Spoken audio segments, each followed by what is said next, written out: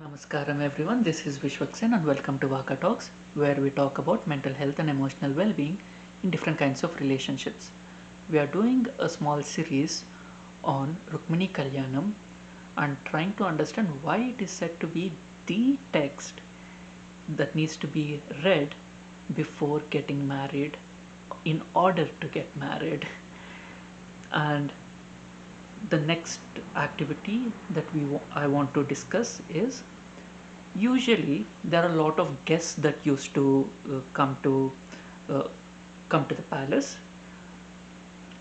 and among them, well, yes, there are a lot of friends of her brothers as well, her father's friends. There are a uh, uh, lot of travelers and tradesmen who used to come, and a few of them well used to come from Dwarka and from Mathura, uh,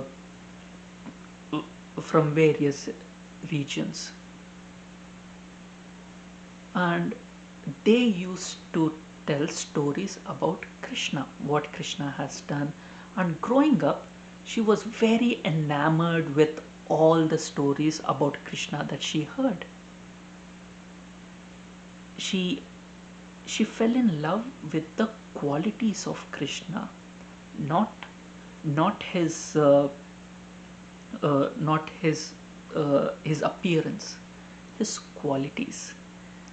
So there are other characters as well that throughout the Puranas, the of beautiful, great love stories, who have the same story that they hear about the qualities of the other person. Narada uh, used to tell stories to Sati Devi about Shiva.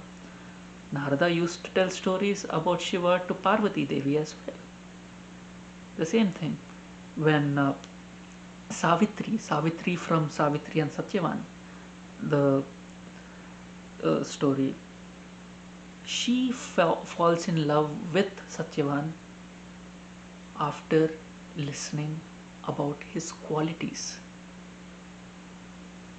And there are a lot of such love stories where they fell in love with their partner, with their husband or with their wife, future husband and future wife, listening about their qualities.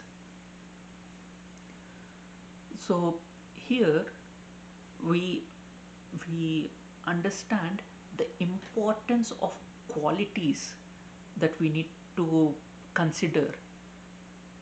We, uh, we need to consider the qualities as more important than appearance, because yes, appearance is important and we need to feel attracted to the other person, otherwise there is no point.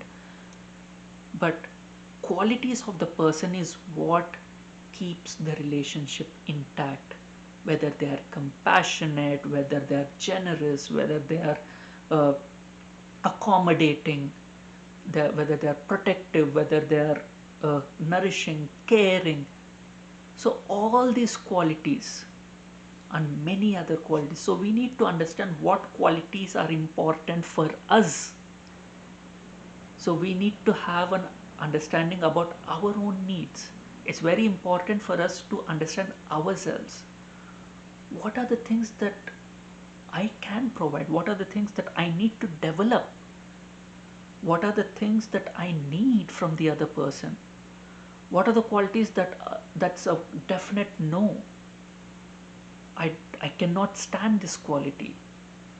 So it's very important for us to make this list, or even have a mental understanding of these lists, the qualities that we need, the qualities that we cannot stand, so that we have an understanding, so that again we don't fall prey to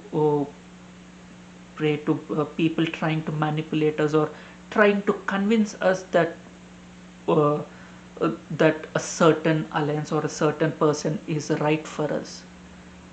If we have an understanding of what we need, then it is easy for us to to see whether the other person would be right for us or not.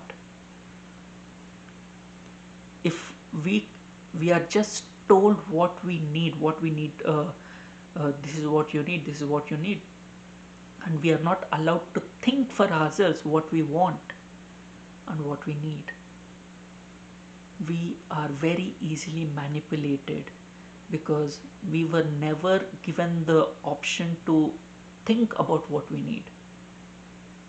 So we just assume the other person knows what we need, and they are not us.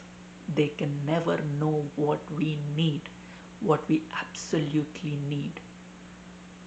They can have a checklist, they can have, okay, these are generally needed. Well, yes, and our list more or less usually might coincide with the list that they have in uh, to quite an extent. But there are some unique qualities that we need that they cannot guess, that they cannot know, they don't know. Either they don't know or they want to manipulate us.